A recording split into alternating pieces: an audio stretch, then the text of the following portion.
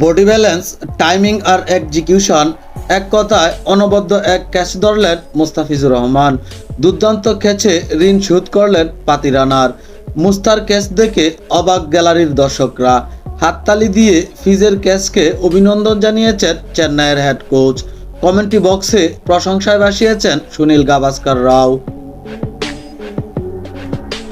ওয়াংখেড়ে স্টেডিয়ামে অতীতটা ভালো ছিল না মুস্তাফিজের জন্য। ফিজের প্রধান অস্ত্র কাটার এবং স্লোয়ার। মুম্বাইয়ের মাঠে সেটা খুব একটা কাজে আসেনি। বল হাতে টাইগার পেসার ছিলেন বেশ খরচে। 4 ওভারে 55 রান দিয়ে শিকার করেছেন 1 উইকেট। তবে দিন শেষে মুম্বাইয়ের বিপক্ষের ম্যাচে জয়ের এক্স ফ্যাক্টর হয়েছিলেন টাইগার এই পেসার।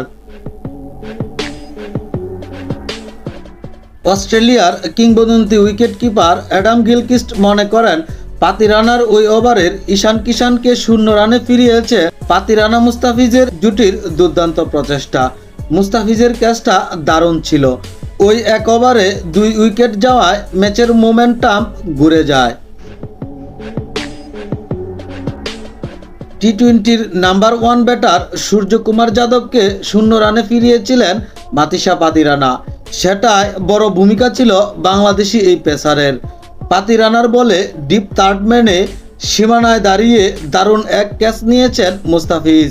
বিপজ্জনক ব্যাটার সূর্যকুমার যাদবকে ফিরতে হয়েছে ফিজের এই অসাধারণ ক্যাচের কল্যাণে। মুস্তাফিজের এই ক্যাচটা চলতি আইপিএলের সেরা ক্যাচ হতেই পারে। পাতি রানার বলে ক্যাচ তুলে দিয়েছিলেন থার্ড ম্যানে, আর একটু হলেই 6 হয়ে যাচ্ছিল, কিন্তু মুস্তাফিজ সেই অসাধারণ ক্যাচ ধরে ফেলেন। ভারসাম্য সামলাতে না পেরে বল উপরে ছুড়ে দিয়েছিলেন।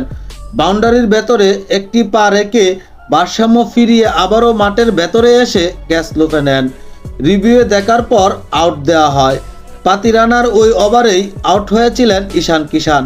0 রানে ফিরিয়েছে পাতি রানা মুস্তাফিজের জুটির এই দুর্দান্ত প্রচেষ্টা। শেষমেশ ম্যাচের পার্থক্যটাও গড়ে দিয়েছে ওই একটা ক্যাচই।